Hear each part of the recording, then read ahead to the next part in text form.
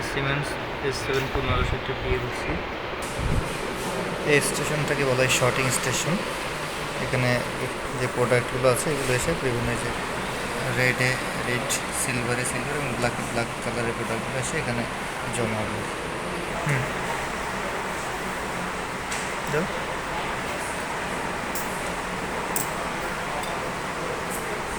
যখন রেডটা সে ডিটেক্ট করে রেডে পাঠাইছে, এরপরে সিলভার আসছে, তখন সে সিলভারকে ডিটেক্ট করছে।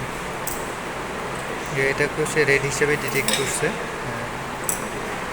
রেডের পরিবর্তে দেওয়া ছিল।